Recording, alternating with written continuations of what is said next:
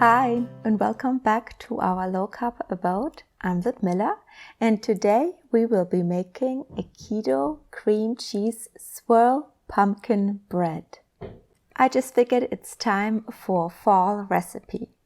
So I'm going to start off with the bread batter, and for this I need 2 large eggs and 1 cup of pure pumpkin puree, 1 tablespoon of Greek yogurt, and for my sweetener I'm adding half a cup of Swirl brown, which is a brown sugar substitute. And I'm also adding 1 teaspoon of vanilla extract and then whisking all these wet ingredients together. And you don't need a hand mixer to whisk the ingredients together. I'm just using my old regular whisk here and combining all the ingredients until it's smooth. Now let's set this aside and combine our dry ingredients. We need 2 cups of blanched almond flour, the finer the better, 1 tablespoon of psyllium husk powder, 2 teaspoons of baking powder, and also 2 teaspoons of cinnamon. Also adding about 1/4 teaspoon of ground ginger, an 1/8 teaspoon of ground cloves, and an 1/8 teaspoon of allspice, as well as a dash of salt. And all these spices will give this bread a wonderful pumpkin spice aroma. And now we can simply whisk these ingredients together, and we're nearly ready to combine the dry ingredients with the wet ingredients. You can use a spoon or whisk to combine all these ingredients. Just keep stirring until the batter is smooth, and that is our bread batter or our bread dough. I'm going to set this aside and make the creamy swirl filling. For this I need 8 ounces of cream cheese, and it needs to be softened, and 1 large egg, which needs to be at room temperature. And I'm sweetening this filling with granular erythritol. I'm using 1/4 cup, and I'm also adding half a teaspoon of vanilla extract.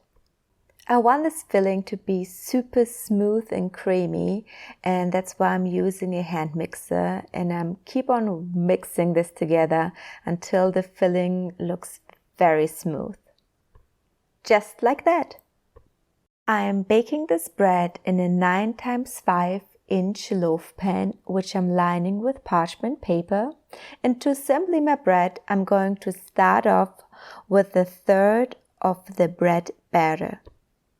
And I'm using a spoon to spread out the batter, trying to make it even. It doesn't have to be perfect, but I am trying to get the batter right into the corners of my loaf pan, and making sure that the whole bottom is covered with batter. So once I think this first layer looks good, I'm going to add half of the cream cheese filling over this first layer. And again, I'm just spreading this cream cheese layer all over the first layer, smoothing it out a bit, but it really doesn't have to look perfect at this point. So now we're going to repeat this first step. That means we're going to add again another 1/3 of the bread batter, spreading it out all the way to the corners of the loaf pan, smoothing it out a bit, doesn't have to look perfect. And then I'm pouring the remaining half of my cream cheese filling over this, and lastly spreading out my remaining 1/3 of the bread batter. And now it's time to make our swirls. Because for this bread, I don't want just to have layers of cream cheese filling. I want actually there to be beautiful swirls in my bread. And to do this, I'm using a butter knife, and I'm simply swirling the cream cheese and bread batter together.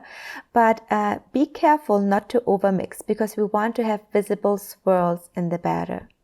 Now with this spoon, I'm just smoothing out the top, and the bread is ready to bake at 350 degrees Fahrenheit.